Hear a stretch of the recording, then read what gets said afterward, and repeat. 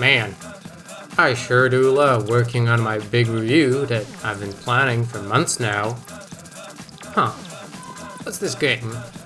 Abiotic Factor, huh? Well, the YouTubers I like seem to love it, and I could go for some nice survival action. Surely it won't hurt to indulge in a little...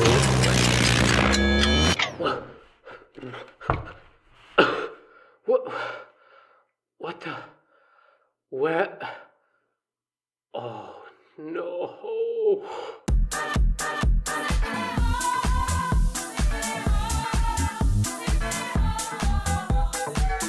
So, this is Abiotic Factor, a very new survival game launched in early access.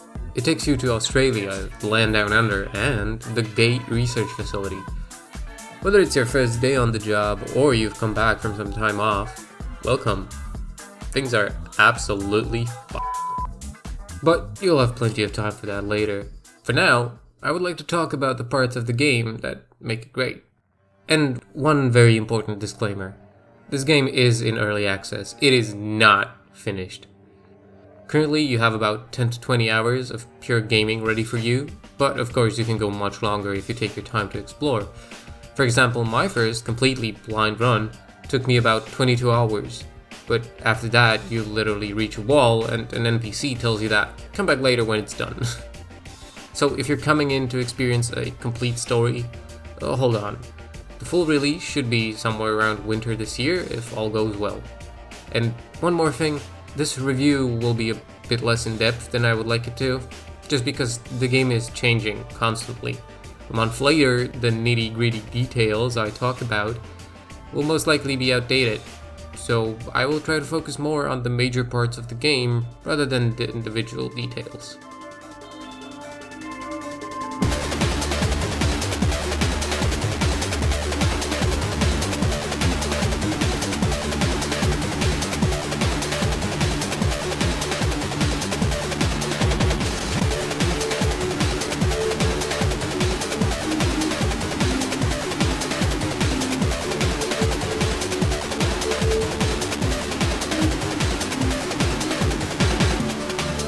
This is where the real meat of the game is. Overall, the game's engine feels great. The movement is responsive and precise.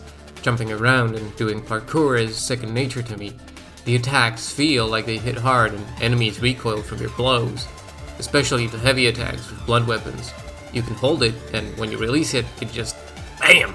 Smacks so hard. I love it. Good weapon animation is a way to win me over, and man, do they not shy away from good weapon animation. Another satisfying part of the game is resource collecting. Anytime you need something, it can either be found lying around somewhere or inside a box, crate, or container of some sort. And well, the only way to get it out is to smack the crap out of it and let the loot explode all around you. You'll be spending the majority of the game exploring, collecting, and fighting, so having all of these aspects covered so well was a great decision. The entire game feels smoother because of it. The survival aspects of the game are perfectly implemented. Besides the general surviving, aka not dying, you need to take care of your hunger, thirst, tiredness, and your poop meter. All of these are implemented in a way that doesn't really slow you down. They aren't roadblocks, they just give you more to think about. Before you go exploring, pack some food or be on the lookout for some sources of food. If you need to poop out in the wild, you may have to keep an eye out for toilets in your area, so you know exactly where to go to relieve yourself. Dissecting bodies makes you dirty, so keeping in mind the location of water can be important to wash yourself off. All of these needs have a great way of making you keep them in the back of your head, but never overstepping. I never felt like I wanted to continue my epic adventure, but my hunger was too low. In fact, it's because of my low hunger I should get moving as fast as I can, because I will most likely find food adventuring.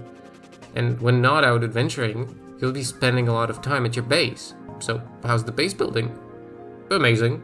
Build fortifications and defenses against raids, create new tools and stations to aid you, decorate your living spaces, and don't forget about a shitter. Which, segue, the performance can be poopy. My computer isn't a particular beast anymore. I'm running this on an Nvidia 1050 Ti and a 9-year-old CPU, but I can manage a stable 60 FPS in most zones when I set everything to low/medium. The biggest performance hits come in the later areas, where there's a lot more packed together, but even there, it's manageable. It's also early access, so things will hopefully get better. Just be ready for some serious dips every zone change.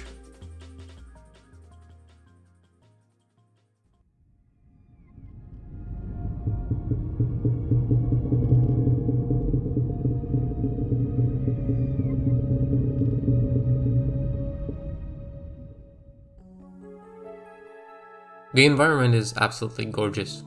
The fact that this all takes place underground is even more insane, and the graphical style is just so fitting. You get the perfect blend of Half-Life, the SCP Foundation, and plenty more.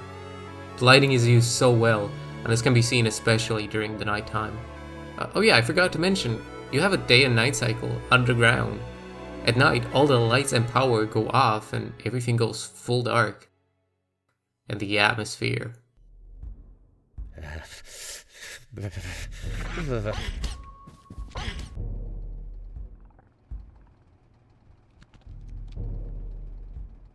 All vacant perforations will be resetting in 3.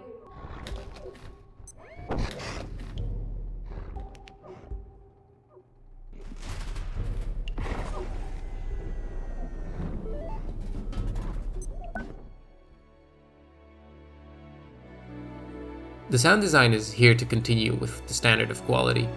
Great ambient sounds, crunchy and responsive combat sound, campy and fun voice acting, and music that is mostly absent, but when it comes in hard.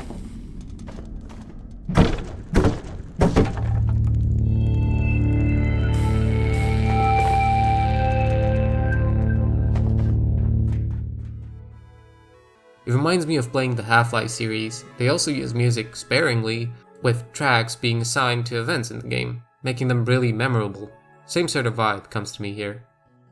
Story is very good. While you sparsely talk to people and most of the knowledge of the world comes from pre-recorded messages or emails, there is a lot to discover in this world and it goes deep.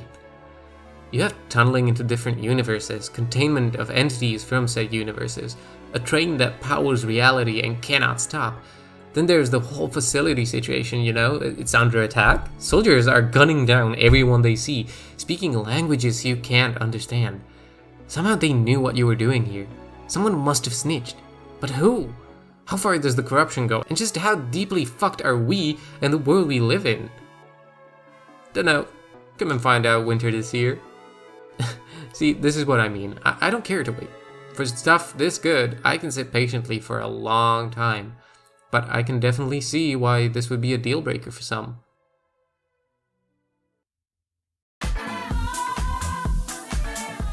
The 55 hours I've already put into this game and the many more I will be putting in are here because it just does so many small things so very well, making the entire game a fun, smooth, satisfying experience. I seriously haven't played a survival game this good since I played the original Subnautica for the first time. And this, I would say, is even better, because where Subnautica had big sea monsters and deep depths, this has horrors from the beyond, and laboratories, workshops, manufacturing facilities, and so much more. And I'm just in love with this game. It feels so good to play. The story and the mechanics, it's all just perfect for me.